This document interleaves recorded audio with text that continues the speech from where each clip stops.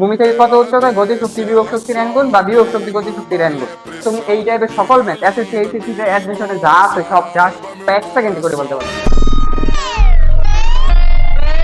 একটি বস্তু 40 মিটার উচ্চতা থেকে ছেড়ে দেওয়া হলো ভূমি থেকে কত উচ্চতায়, গতি শক্তি বিভব শক্তির এত গুণ। তাহলে গতি শক্তি বিভব শক্তির n গুণ, এই সূত্র কাটবে। তো এই জায়গায় গতি শক্তি বিভব শক্তির n গুণ, এটা হচ্ছে h/n+1, h/n+1। আর যদি বলে বিভব শক্তি গতি শক্তির n গুণ, তাহলে হচ্ছে কি এটা হচ্ছে h/n+1। তো এই দুইটা সূত্রই। তো এই জায়গায় বলছে কি গতি শক্তি বিভব শক্তির 3 গুণ, গতি শক্তি বিভব শক্তির 3 গুণ, তাহলে এই সূত্র কাটবো h/n+1। আর তাহলে উচ্চতা কত, 40।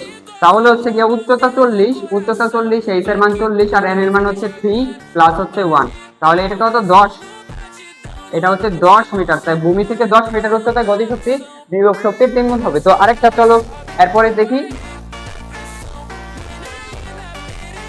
তো এই জায়গায় বলছে একটি বস্তু 60 মিটার উচ্চতা থেকে ছেড়ে দেওয়া হলো কত উচ্চতা, বিভব শক্তি গতি শক্তির 2 গুণ। তাহলে কি বিভব শক্তি গতি শক্তির n গুণ, তাহলে n/n+1।